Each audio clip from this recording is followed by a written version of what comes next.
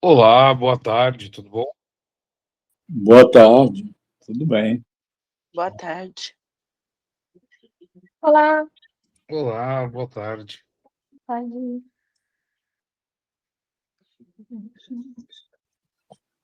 Eu sei que aqui na região sudeste está um calor infernal e, em compensação, no sul parece que está uma tempestade horrível, né? Tem gente, acho que daqui de vários estados. Espero que vocês estejam bem. Mas,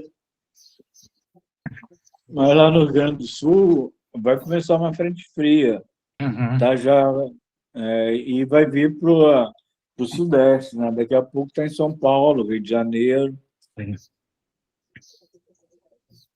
Mari, qual é o Oi. capítulo que a gente vai começar hoje?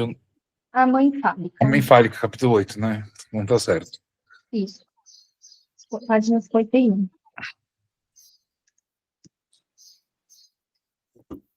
Tem mais gente para entrar? Será? Eu vou transmitir o texto para a gente acompanhar. Eu queria contar a novidade. Semana que vem. Estava esperando mais dias que o pessoal vai entrar, mas vamos já falar. Na semana que vem, a gente já vai ter a convidada, todo final de capítulo da escritura, a gente vai chamar uma psicanalista. Semana que vem vai vir a Josiane Pires. Ela fala bastante sobre a perversão e ela vai estar com a gente na semana que vem. Ah, tá entrando mais gente. Oi! Estava contando que semana que vem a gente vai ter uma convidada, uma psicanalista, que vai falar de perversão aqui pra gente. E ela chama Josiane Pires. O Instagram dela, para quem quiser pesquisar, conhecer um pouquinho do trabalho dela, é Josiane, com J, Pires Psi. E ela fala bastante, ela fala de todas as escrituras, mas ela fala bastante da escritura da perversão, é bem legal, ela é muito didática, e ela vai estar com a gente semana que vem. Bom, vamos começar então. Uhum. Só pegar aqui as coisinhas. Então, a gente vai entrar na mãe fálica.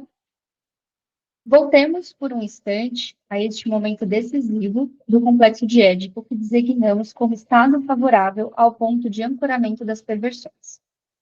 Falar de ponto de ancoramento supõe, evidentemente, a intervenção de certos fatores determinantes, suscetíveis de induzir uma ambiguidade em torno da questão da identificação falha. Uma tal ambiguidade pode se exprimir na conjunção de duas séries de determinações que eu sintetizaria da seguinte maneira. De um lado, a cumplicidade libidinal da mãe, de outro, a complacência silenciosa do pai.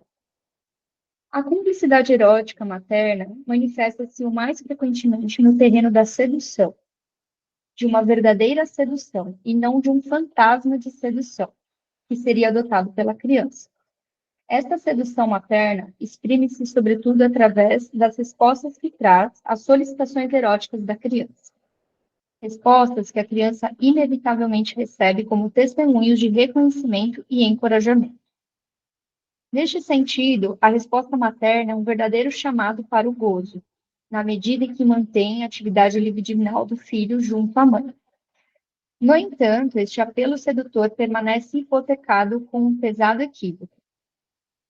De fato, a criança é tanto seduzida quanto encorajada pelo que sua mãe lhe permite tanto tocar, como ver e ouvir. Mas da mesma maneira, atormenta-se com o mutismo materno sobre a questão de desejo concernente ao pai. Mesmo se, na cumplicidade erótica que a mãe divide com a criança, esta última se certifica da ausência de mediação paterna com respeito ao desejo da mãe, o pai não deixa de aparecer aí como um intruso. Sobretudo, se levarmos em conta que, se a mãe nada confirma a criança de seu desejo pelo pai, ela igualmente não se subtrai à possibilidade. Muito ao contrário, faz com que frequentemente subsista um perturbador equívoco sobre o lugar do pai em seu desejo. Aliás, é na medida dessa ambiguidade que se desenvolve toda a atividade libidinal da criança junto à mãe, que ela se esforça por seduzir sempre mais, na esperança de levantar esta dúvida em relação à intrusão paterna. E aqui, no próprio campo da rivalidade fálica, sua tentação de tornar derrisória a instância paterna encontra sua origem, sua expressão característica através do desafio. De resto, essa derrisão da instância paterna verifica-se de um modo implícito, muito frequentemente encorajada pela mãe. O silêncio, ou de um modo mais decisivo, ainda se a mãe a isto se refere. Só antes de avançar para a questão do desafio, eu estava pensando aqui, né, que, então, numa estrutura, pensando como uma pergunta, né, numa estrutura perversa, então a mãe também, a gente teria que ouvir e investigar a possibilidade de que a mãe, então, também está numa estrutura perversa, já que ela fica seduzindo essa criança, ou poderia existir uma mãe que não necessariamente é perversa, né? Então, não sei, pensando aqui no que ele está dizendo, eu acho que não necessariamente a mãe seja perversa, mas aqui, nessa sedução, me parece também uma transgressão dessa mãe, né? Nessa sedução muito literal, que ele diz, né? Como encorajada, tanto tocar, como ver, como ouvir, né? Ou aqui, quando diz verdadeira sedução, e não um fantasma da sedução. Né? Então, não sei se ele está falando aqui de uma mãe que também é de uma estrutura perversa. Não sei, uma pergunta aí.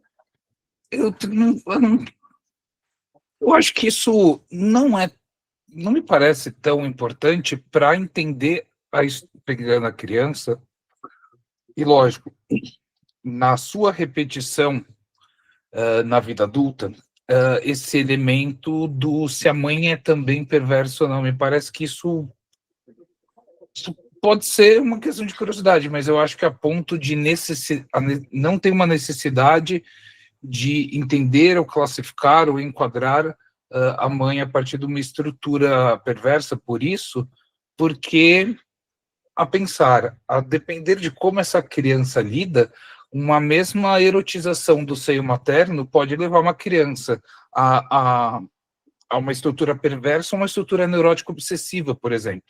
Né? E mesmo essa relação do sair e voltar, em certa medida, não confirmar essa escolha pelo pai, essa saída, ou pelo menos como o Dor depois vai falar em neurose obsessiva, me pareceu que a questão não é tanto o que a mãe faz, mas como recebe o que a mãe faz. E é nessa relação sim, uma relação mais erótica, mas de que não é só uma fantasia, ou seja, tem uma correspondência aí, né? Na medida em que isso é colocado como essa relação univitelina, não sei se é o melhor termo para se referir, mas sabe, essa unidade entre criança e mãe, enfim. Você usou um termo na semana passada, eu esqueci qual que foi, eu falei em simbiose e você falou um termo. Eu esqueci. Esqueci agora também, vou tentar lembrar. Então, mas essa ideia enfim, de vir... Oi? Conluio. Conluio, boa, conluio. Então, esse conluio, eu acho que faz mais sentido em como que a criança vai lidar com um seio. Pensando assim, literalmente é um seio. Que haja gozo para a mãe, não sei se isso é o mais importante para entender a estrutura da criança, ou depois das suas repetições numa inscrição pós-vida infantil. Mas sim, faz sentido isso que você diz, mas o que fica para mim ainda como uma pergunta é, então, o que é o verdadeira sedução para fantasma de sedução? Né? Para mim, a fantasma de sedução estaria mais ligada à sedução na neurose, que é como um fantasma, não é algo, vamos dizer assim, literal, né? É um fantasma, está na fantasia de ser seduzido pela mãe. E que, embora em algum momento a mãe seduza eroticamente. Sim, o bebê, a gente precisa erotizar o bebê, o corpinho do bebê, mas em outro momento a gente precisa desejar outra coisa, não só o bebê. Mas aqui ele diz de uma verdadeira sedução. O que é uma verdadeira sedução? Não sei, lendo isso me levanta uma questão. O que para fazer o perverso, né, falando bem feiamente, mas assim, o que é a verdadeira sedução? Então.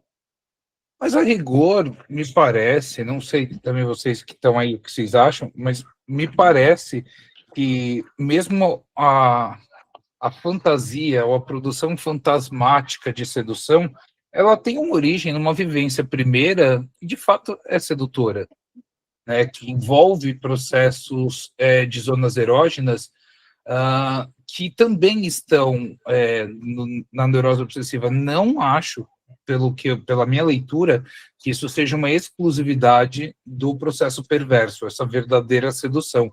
Mas me parece que a criança fica mais enleada, encostada nisso, nesse processo, ao passo que a criança, numa estrutura neurótica, ela já começa a um mal-estar, e a partir disso o processo do Édipo se constituindo, né? Eu acho que a sedução em si, mesmo a fantasmada, vou chamar assim, ela precisou ter primeiro uma que é real, uma verdadeira sedução. Eu penso um pouco por esse crivo. Não acho que isso seja uma exclusividade da neurose, até porque todo neurótico vem ao mundo como um perverso polimorfo. Então, de alguma forma, todos nascem perversos. Lógico que não enquanto estrutura solidificada, mas enquanto um traço. Eu diria que nascemos autistas, né? Eu tenho dúvidas, mas pode ser. Mas eu estou pensando na dimensão da perversidade. Eu fico pensando essa questão da verdadeira sedução, mais por uma via, por exemplo, do Ferenczi, onde ele fala da confusão de línguas, sabe? Da sedução, da linguagem de amor, de ternura, e a linguagem erótica da sedução do adulto, né? Então, não sei se está mais... Porque aqui ele está dizendo o que é a cumplicidade erótica materna no terreno que a gente está falando da estrutura perversa, né? Então, que ele diz que é mais uma verdadeira do que um fantasma, né? Então, não sei se tem a ver com essa... Eu estou chamando falando, né, do Ferenczi e da confusão de línguas nesse sentido desse erótico, sabe? Que é uma linguagem mais de ternura, essa sedução da mãe na ternura, e uma outra sedução que deixa a criança presa a essa mãe fálica, né? Que a gente está vendo aqui, essa mãe. Mas, sim, né? Entendo, concordo com o que você está dizendo, uma sedução real vai ter mesmo, né? Até porque a gente tem que trazer a criança para o desejo, se interessar pelas coisas, pela linguagem, enfim. Sim. Mas vamos lá, para a gente caminhar para a questão do que traz a criança para o desafio, né? Para o perverso, para o desafio. Pode falar, Rubem, por favor. Olha, eu acredito nessa hipótese que você levantou, né? Porque quando a mãe está amamentando o bebê, ela tem um olhar que pode ser um olhar de sedução. E tem mães até que nem olham para o bebê, nem nada, faz aquela coisa mecanicamente. Mas outras mães têm assim ela participa da coisa, entendeu? Assim, não é uma coisa aleatória. Então, e essa participação talvez leve ela para essa terceira pessoa que você está comentando. Né? Que talvez seja o lugar onde vamos dizer assim, se levaria para uma neurose com uma perversão, né? Acho que seria talvez um lugar onde essa atitude que diferenciaria, né? A criança que vai ser encaminhada talvez para uma neurose, uma perversão. Não sei, pode ser uma questão. Obrigada, Rubem. Bom, voltar só um pouquinho. Então, vamos lá. Aliás, é na medida dessa habilidade que se desenvolve toda a atividade libidinal da criança junto à mãe, que ela se esforça por seduzir sempre mais, na esperança de levantar esta dúvida em relação à intrusão paterna. E aqui, no próprio campo da rivalidade fálica, sua tentação de tornar derrisória a instância paterna encontra sua origem e sua expressão característica através do desafio. De resto, essa derrisão da instância paterna verifica-se de um modo implícito, muito frequentemente encorajada pela mãe, o silêncio, ou, de um modo mais decisivo, ainda se a mãe a isso se refere. Com efeito, acontece frequentemente de a mãe lançar a instância paterna mediadora de seu desejo na mentira. Podemos falar de mentira no sentido da criança, assim, ser levada a perceber a inconsistência que a própria mãe presta a esta mediação. Atormentada, então, fica a criança na medida dessa dupla prisão. Prisão à sedução materna e, em seguida, a uma interdição que certamente a mãe lhe significa, mas, ao mesmo tempo, sempre fazendo-a saber ser inconsequente. Daí o início da transgressão. Uma tal ambiguidade materna só tem incidência determinante junto à mãe porque recebe de volta um certo esforço do lado da posição paterna. Este reforço é desenvolvido principalmente pela complacência de um pai que se deixa de bom grado despossuir da representação de uma função simbólica. Se nesse caso podemos falar de complacência silenciosa do pai, é em referência à aptidão que ele demonstra em delegar sua própria palavra através da palavra da mãe, com toda a ambiguidade que a coisa supõe. Abordamos aqui um ponto clínico fundamental concernindo a questão do diagnóstico diferencial com a organização dos processos psicóticos. No caso das perversões, a significação da lei é mantida. Se bem que ela seja delegada de maneira problemática à iniciativa materna, a criança não é submetida a uma lei materna do desejo que o... Tá meio apagadinho, né? Que não seria referendada como lei do pai. Outra maneira de dizer, para retomar a expressão de Lacan, que a mãe do perverso não é uma mãe fora da lei, é uma mãe fálica. Com efeito, a criança permanece certamente confrontada com uma significação do desejo que não é referendada em nome do pai. Aqui está dizendo o contrário, que é referendada em nome do pai. Ah, que é? Eu li errado. Com efeito, a criança permanece certamente confrontada com uma significação do desejo que é referendada. Você tem uma outra versão aí? A do PDF, que tá, a amostra, tá, aí tá não referendada? Não, aqui está que é referendada. Isso, é que você tinha lido não referendada. Não, eu li Ah, tá. Eu falei, entendi. Isso não quer dizer que essa significação do desejo, submetida à lei do desejo do outro, não seja essencialmente significada do lado paterno. A complacência paterna mantém o equívoco na simples medida em que permite ao discurso materno fazer-se embaixador da interdição. Daí, a ambiguidade investida psiquicamente pela criança entre uma mãe sedutora que encoraja a criança a fazê-la gozar e uma mãe ameaçadora e proibidora que se faz capetina da palavra simbólica do pai. Este entre dois, em que a criança se vê presa, tem como consequência nela alimentar o fantasma da mãe toda poderosa, ou seja, da mãe fálica. A ímago dessa mãe fálica vai assim predeterminar a relação que o perverso manterá posteriormente para com outras mulheres. Pergunta, uma dúvida mesmo. Essa palavra, sempre que eu vejo, me intriga. O que vocês entendem por imago? Essa é uma palavra que me intriga sempre que aparece. Eu, durante um tempo, achei que era mais associada a Jung, mas eu já vi Freud usar em alguns momentos. Enfim, eu nunca tive uma leitura muito sólida sobre isso. Imago, será que tem a ver com imagem?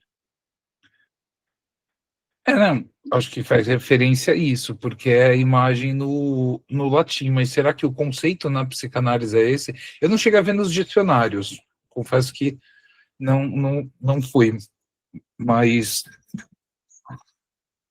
me deixa curioso quando aparece. O Jung, de fato, ele usa muito mais, ele usa muito, assim, essa palavra, né? Mas eu vejo como uma imagem, mas não só uma imagem qualquer, né? Mas como uma imagem que foi, vamos dizer assim, introjetada, uma imagem que vai tomar como uma referência. Então, a imago desta mãe fálica, a imagem de mãe para aquela criança é de uma mãe fálica, sabe? Pode falar, Vanessa. Eu tenho o dicionário da Rudinesco aqui. Eu não sei se é interessante para vocês ver um pouquinho do que ela diz. Sim. Vamos lá. Lê pra gente. Termo derivado do latim, né, como o Bruno disse, e introduzido por Jung em 1912 para designar uma representação inconsciente através da qual um sujeito designa a imagem que tem de seus pais. E aí foi em 1906 que o escritor suíço Karl Spitler publicou seu romance Imago, que teve sucesso considerável no seio da comunidade psicanalítica nascente, simultaneamente marcado pelo nietzscheanismo e pelo espiritualismo pós-romântico. O autor contava a história de um poeta, Victor, que inventava para si uma mulher imaginária, Imago, conforme a seus desejos. Então, ele inventava essa mulher conforme seus desejos, para fazê-la ocupar em suas fantasias e devaneios o lugar da burguesa bastante real e muito conformista a quem ele amava com um amor infeliz. Esse tema da mulher, a um só tempo inspiradora e destrutiva, fascinava o meio psicanalítico, que já havia celebrado em 1903 o lançamento de Gradiva, o famoso romance comentado por Freud. Ele seria encontrado intacto entre os surrealistas. Jung cunhou a noção de imago, paterna ou materna, a partir da leitura desse romance, sob sua pena. O termo evoluiria para dar origem à ânima, ou arquétipo, característico da parte feminina da alma do sujeito. Em sua primeira teoria do imaginário, de 1938, e sobretudo em Os Complexos Familiares de Lacan, Lacan associou a imago ao complexo, o complexo cujo elemento constitutivo é a imago. Era, segundo ele, o fator que permitia compreender a estrutura de uma instituição familiar, presa entre a dimensão cultural, que a determina, e os laços imaginários que a organizam. Assim, uma hierarquia de 3 patamares formou o modelo de uma interpretação do desenvolvimento individual. Nela encontramos o complexo de desmame, o complexo de intromissão e o complexo de Édipo, ou seja, 3 posições no sentido kleiniano do termo. Essa estrutura complexo-imago prefigurou o que viria a ser a tópica do real, do imaginário e do simbólico. Acho que não ajudou muito, mas minha leitura é que talvez essa imago ela ajude a gente a pensar, por exemplo, a mãe e o pai ali dentro do complexo não como uma figura de gênero, mas como uma função, né? Talvez isso. Mas acho que o que a Mariana falou aqui faz muito sentido, como uma imagem referência, uma imagem que ela tem derivados da realidade do mundo exterior, mas ao mesmo tempo ele constitui o que seria essa função com suas camadas de fantasia. Por isso é uma imagem, né? Mas acho que é uma imagem típica, ou seja, e daí o vínculo com as repetições, ou seja, quem ocuparia essa imago paterna ou as ações na vida que reproduziriam alguém por esse imago, né, derivado do complexo materno ou paterno, ou, se quiser mudar a nomenclatura, da função, né, dessa representação da função paterna e materna. E tem componentes não só de uma pessoa, por exemplo, ai, gente, me fugiu a palavra. De um exemplo específico, mas também daquilo que você acrescenta para que feche todas as lacunas, né? Então, algo que beira a perfeição ali nesse sentido, porque não que vai estar tudo construído conforme, porque, segundo ele, né, no livro, era uma mulher feita justamente para superar aquela que ele não conseguia ter relação romântica, né? Que nessa frase é bem isso, né? A imago dessa mãe, ó, a gente vou trocar para a imagem dessa mãe fálica vai, assim, predeterminar a relação que o perverso manterá posteriormente para com outras mulheres, né? Então, ele vai repetir essa imago que ele tem da mãe, que ele introjetou, que ele internalizou, dessa mãe e vai tentar com outras mulheres essa mesma relação, né? Mas acho que ajudou bastante, Vanessa.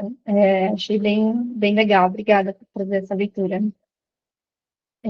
E aí, eu acho que também cabe pensar o Joel Dor, por que que ele usou, né, essa palavra, se ele está usando no mesmo sentido lacaniano, até mesmo a tradução, né, pensar como é que foi traduzido, mas eu acho que faz sentido o Lacan usar essa palavra. Ele leu Jung, ele foi lá estudar essa galera antes dele, né?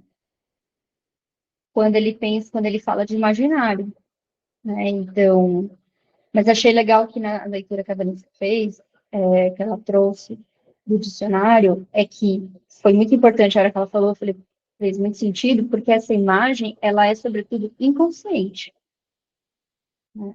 Essa imago, que não é só uma imagem. É diferente se a gente pergunta para o analisante, que imagem você tem da sua mãe? Como é que você vê? Ele vai dizer, mas o que que é que ele de fato vê inconsciente? E aí a gente vai escutar, né, nos significantes, na fala dele, o que que esse mago representa, né? Mas a gente tem para nós algumas coisas que a gente acha que a gente vê dos nossos pais. Então, acho que por isso talvez ele não use imagem, use mago, né, para fazer referência a algo que é inconsciente. Sei, pensando aqui, por que usar imago e não usar imagem, né? Mas, vamos lá. Mulheres às quais ele não renunciará, pronto a buscar, pronto a buscar encontrá-las nas pessoas de outros homens, como é o caso na homossexualidade. Podemos evidenciar, assim, certos traços estruturais que se organizam por pares opostos, para exprimir radicalmente essa relação ambígua do desejo do perverso ao desejo do útil. Assim acontece com a alternativa evocada anteriormente, concernindo a mãe ausente e a mãe castrada. Regularmente, o perverso oscila entre a representação desses dois objetos femininos fantasmados, dos quais ele não cessa de buscar, na realidade, as encarnações melhor apropriadas.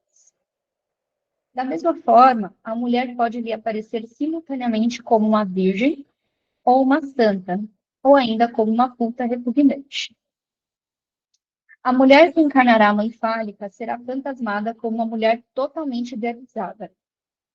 Nessa idealização, descobrimos que o perverso continua a se proteger da mãe como objeto de desejo possível. Não apenas esta mulher, idealizada toda poderosa, é virgem de qualquer desejo enquanto objeto puro e perfeito, mas ainda, por essa mesma razão, é objeto intocável, fora de alcance, porque proibida. Ela constitui para ele o protótipo mesmo do ideal feminino, do qual ele nada pode esperar além de benevolência e proteção. Como exemplo, mencionemos o papel privilegiado que representam algumas mulheres junto a homossexuais masculinos. Mas a mulher também pode encarnar a mãe repelente, repugnante, porque sexuada, isto é, uma mãe tanto desejável como desejante em relação ao pai. Então, esta mulher mãe é relegada à condição de prostituta, ou seja, à condição de um objeto abjeto, oferecido ao desejo de todos, já que não reservado apenas ao desejo do perverso. É a mulher marcada pelo horror da castração. Nossa, isso me lembrou muito um caso de crime, né? De uma mulher que ela era casada com um cara e toda noite ele levava homens para abusar dela, né? Enquanto ela dormia. Isso, e enquanto eu estava lendo essa coisa da mulher repugnante, que agora ela é de todas, né? E ele oferece essa mulher para todos, porque ela é repugnante, me lembrou muito esse caso, que foi muito chocante. Não sei se vocês conhecem, não faz muito tempo, mas eu lembro de ter visto sobre esse caso, foi bem chocante, assim. Então, pensando aqui o perverso, assim, dessa maneira, né? E bem perverso, né? É a mulher marcada pelo horror da castração. Compreende-se esta abjeção pelo sexo feminino no perverso, enquanto o sexo castrado e fantasmado como uma ferida repelente e perigosa. da qual é preciso se afastar sob pena de perder seu próprio peito, cedendo ao desejo. Mais ainda, sexo feminino que é preciso maltratar ou sadizar, porque é tão infame que dá gozo. A mulher desejável e desejante constitui-se assim como um objeto a se evitar, de modo absoluto, se quer evitar a perdição, fundamentalmente, portanto, a perda e a falta.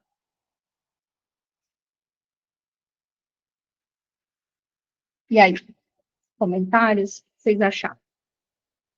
Eu acho até, assim, ele está falando desses exemplos do perverso que vai procurar a mãe santa, virgem, e também o caso de procurar a mulher que é a prostituta, repugnante.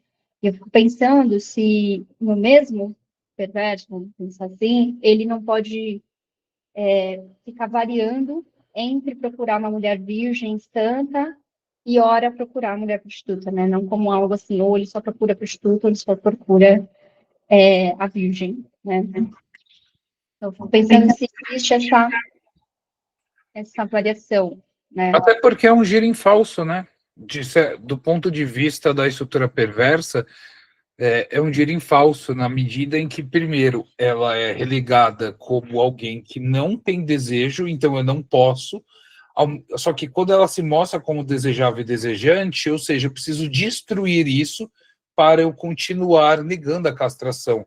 Então, lógico, tem muita diferença do ponto de vista da pessoa que recebe isso. Ou seja, no caso aqui é mulher, mas não ocorre só com mulher. Eu não gosto muito dessa leitura do Dor sobre essa questão essencialmente masculina da perversão, mas, deixando isso em suspenso para a gente debater depois, eu acho que do ponto de vista do sujeito perverso, né, da estrutura perversa, eu acho que é um giro em falso na medida em que ambos impossibilitam a relação de desejo com o outro, a relação com a castração, assumir a perda, a falta, e a partir disso entrar, digamos, na inscrição neurótica do substituto, né, do desejo do outro.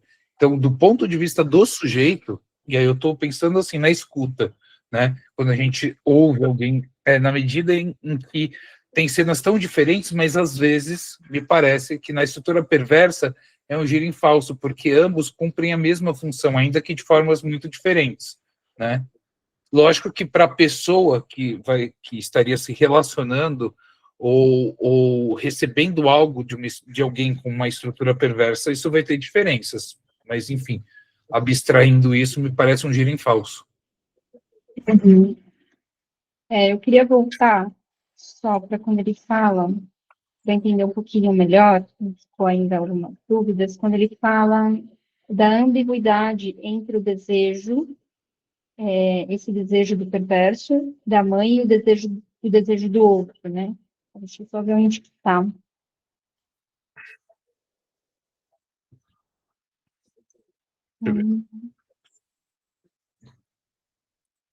É que se for desejo do outro, vai aparecer em várias páginas.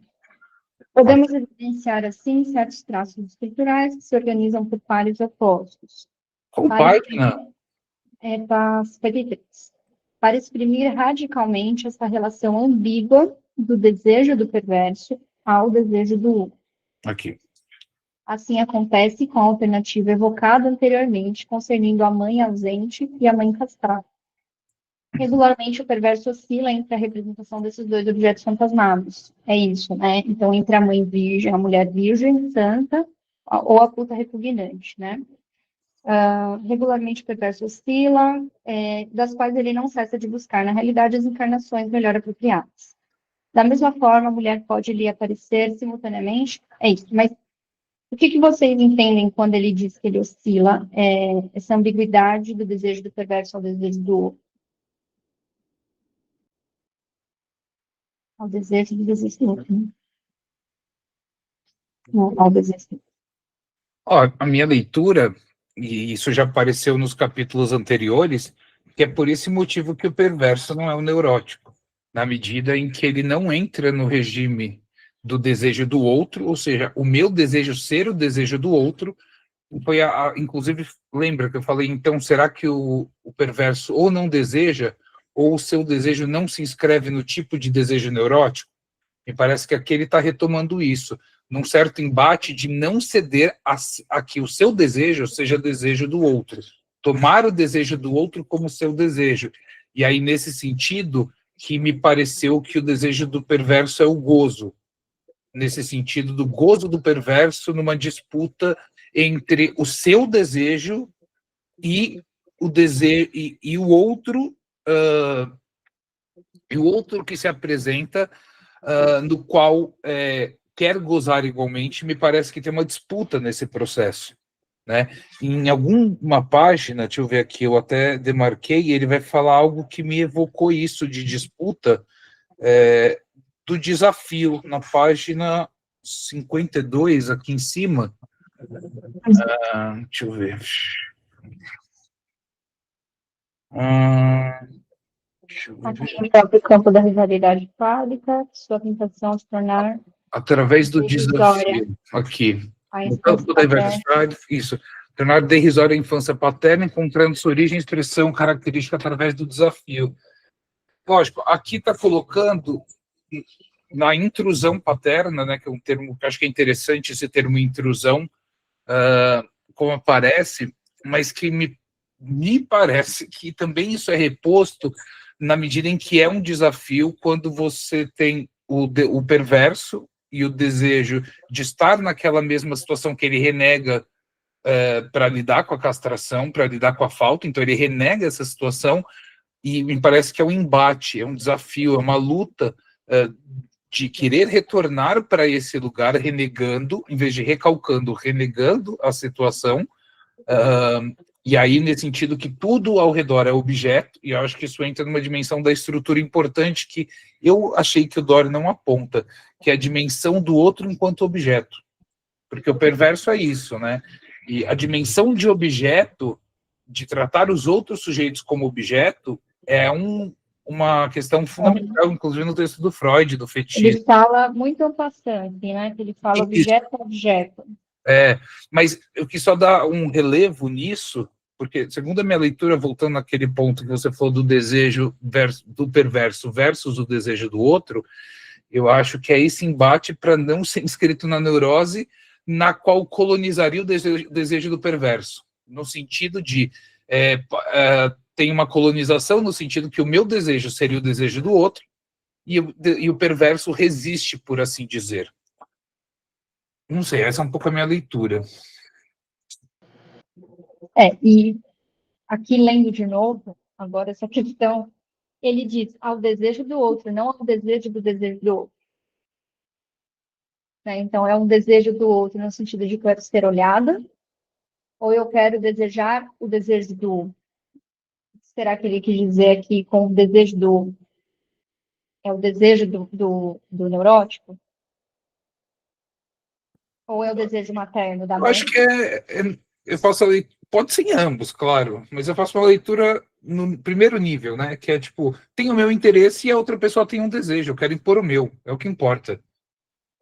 Tipo, a todo mundo tem desejo, tá? Mas eu quero, não importa. Um pouco isso, de forma meio caricata, né? Ou seja, o desejo do perverso é querer se valer, enquanto o neurótico se amedronta, porque todo mundo quer prevalecer o seu desejo, e o neurótico já introjeta um certo medo, todo mundo quer impor seu desejo, mas então não é bem assim, a gente precisa de leis, de regras, mas o perverso não, beleza, todo mundo quer pôr o seu, mas eu vou pôr o meu, ou seja, nesse sentido, acho que o embate em relação ao desejo no sentido pontual, desejo algo, né? Deseja o mesmo objeto, deseja a mesma coisa, a mesma situação, mas também dá para ler como uma forma de não se inscrever no desejo do outro. Aí sim, desejo enquanto desejo do outro.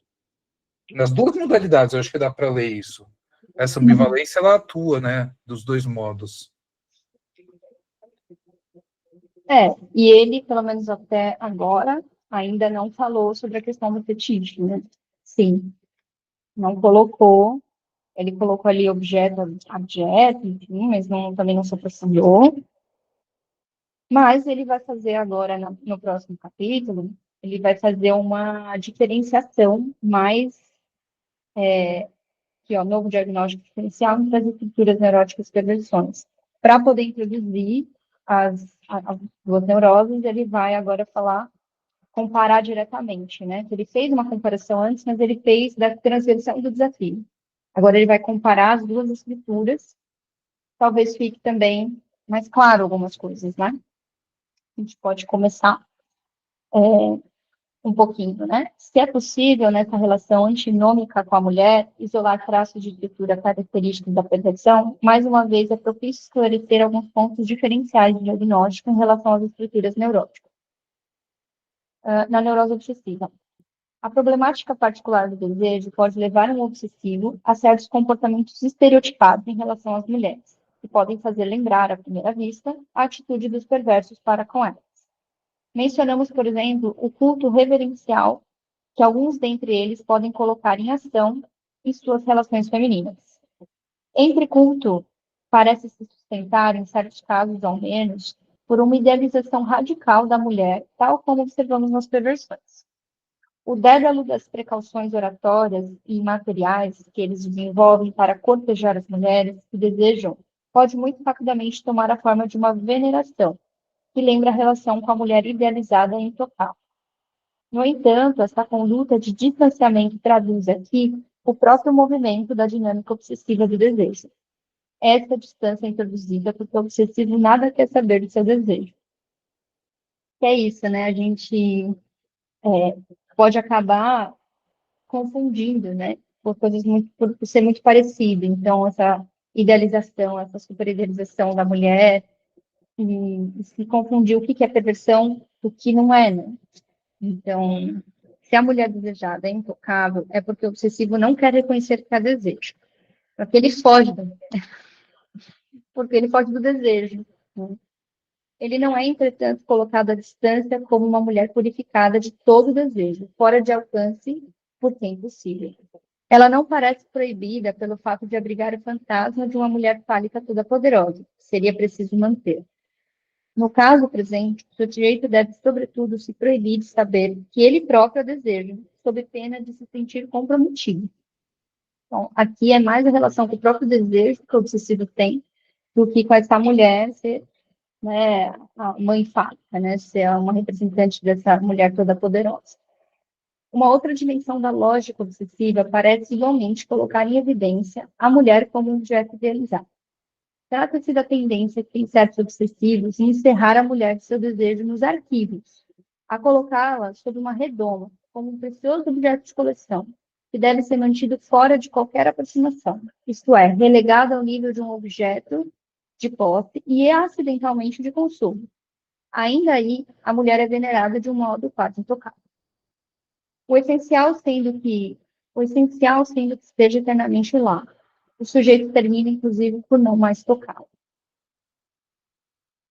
Encontramos nessa disposição bastante frequente da neurose obsessiva uma das vertentes arcaicas do despotismo infantil que dá livre curso à pulsão de conquista, isto é, a pulsão de dominar o objeto. Quanto mais a mulher é levada à dimensão de objeto não desejante e indesejável, mais o obsessivo se tranquiliza em sua problemática da posse do objeto. É, aliás, nessa asfixia do desejo do outro que ele consegue melhor manter a lógica de seu próprio desejo. Enquanto substituto materno, a mulher deve permanecer inteiramente preenchida pela presença do sujeito, que é, deste modo, identificado a seu fato. Neste colocar de molho, o obsessivo chega, então, a lixar o compromisso que regula seu desejo. Além disso, este colocar de molho releva mais exatamente de um colocar em ordem, até mesmo de um acertar o passo. Para que seu objeto subsista deste modo quase inanimado, isto é, não desejante, o obsessivo está prestes a se entregar a um verdadeiro culto. Este culto é um dos piores que se pode render a uma mulher, já que tende a neutralizar previamente qualquer veleidade nela desejante. Para chegar aí, o sujeito vai alimentar o fantasma persistente de tudo fazer por ela, de tudo lhe dar, para que nada falte a ela. A coisa não tem preço, contanto que o objeto não se mexa, nada reivindique, que seja, portanto, sem demanda. A mulher fica assim prisioneira dessa terrível lógica. Um lugar reflexo exterior do universo dos objetos de investimento desejado pelo obsessivo. Quando a dinâmica do desejo está quase morta, aí, e somente aí, o obsessivo goza silenciosamente do infortúnio de seu desejo. Então, assim, eu acho que fiquei pensando, sabe, Bruno, na temática que você trouxe no seu encontro, que eu não assisti, mas eu sei que a temática era justamente desmistificar esse lugar também do perverso ser uma pessoa ruim, necessariamente, que não é, né, nem toda pessoa na estrutura perversa vai ser uma pessoa necessariamente ruim. A gente vê aqui que o que um neurótico obsessivo extremamente grave na relação com uma mulher pode ser muito difícil, né, se relacionar com ele, né? Pensando numa régua, né? Não no sentido de que uma estrutura é patológica, mas de que dentro de uma estrutura existe uma régua onde a neurose ela pode estar extremamente grave e chegar numa patologia, né? Tem Então um eu fiquei... ponto, pode, depois eu Não, falo. pode falar, pode falar. Tem um ponto que está no livro, a gente vai chegar lá, mas eu acho que é legal antecipar para entender um pouco mais essa asfixia do desejo, que é uma questão central na neurose obsessiva, que, sobretudo, pela leitura do Dor, nos termos dele, a questão da relação com o Édipo e da relação com a mãe, não lembro exatamente os termos, mas é como se ele fosse a suplência, a criança como a suplência do gozo da mãe, né? E aí ela está, e aí na medida em que a mãe sai, não dá, a criança supostamente não conseguiria nem elaborar essa perda com uma demanda e aí já volta. Então é nessa relação de suplência que a neurose obsessiva se instala, segundo Dor, é que aqui dá para entender essa relação da asfixia do direito, do desejo, do direito de desejar, enfim, o ato falho, a asfixia do desejo e do direito, nesse sentido, ela está inscrita tal como a mãe que pode sair e sabe-se lá quando vai voltar, se vai voltar, quando vai voltar, numa relação fantasmática. O neurótico obsessivo, então, ele quer neutralizar toda a possibilidade de mudança. Nisso asfixia o desejo. E aí, e por isso que fala, depois que ocorre a perda, é que ele vai mover mundos e fundos para falar, olha, eu faço isso por você. Em geral, isso é bem caricato, mas é bem real. Términos de relação e depois essas atitudes de reconquistar, fazer mil coisas.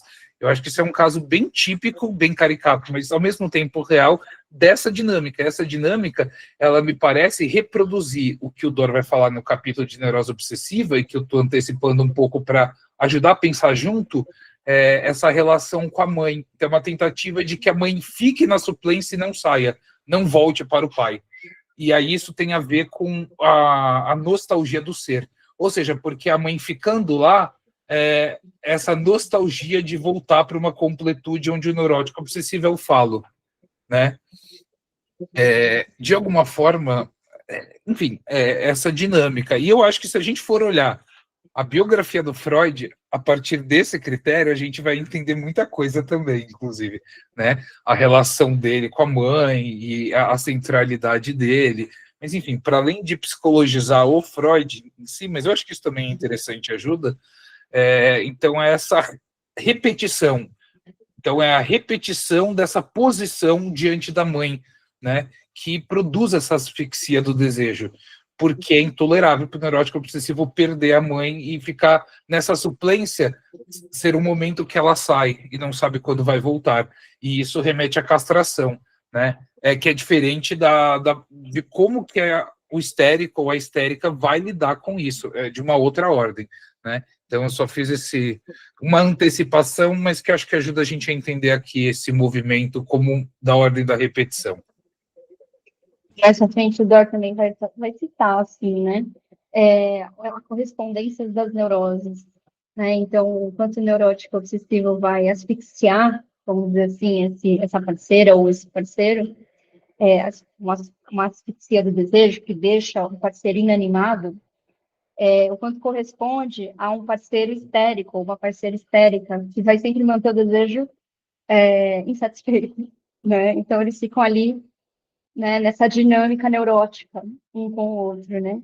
E queria levantar, para a gente falar depois mais para frente, que isso me fez pensar numa coisa que a gente, bem comum, bem atual, esse termo de esposa troféu, né? E o quanto, o que está por trás desse lugar de esposa troféu, esse homem que dá tudo para essa esposa, né? Ela tá ali bonitinha, obediente, tendo tudo que ela quer, né? Que é isso que o obsessivo faz. Ele vai dando, ó, o que você quer? Você quer isso, quer isso, quer aquilo, mas não deseje mais, né? Fique ali numa estante como um troféu. Enquanto isso, vai pegando aí, pega meu cartão de crédito como você quiser, faz o que você quiser, mas ele não tá lá desejante, né? Então, não sei, fiquei pensando sobre essa atualidade desse termo que a gente está vendo de esposa troféu, né? A gente discutir um pouco essa posição que as mulheres, algumas, né? Não são todas, pelo amor de Deus, algumas estão se colocando, né? E que é isso. Mas acho que a gente pode até falar disso depois de passar talvez uma histeria, né? E pensar nessa atualidade. Bom, semana que vem, se tiverem dúvida, eu vou anotar também tudo que para mim ficou aqui de dúvida, de questão.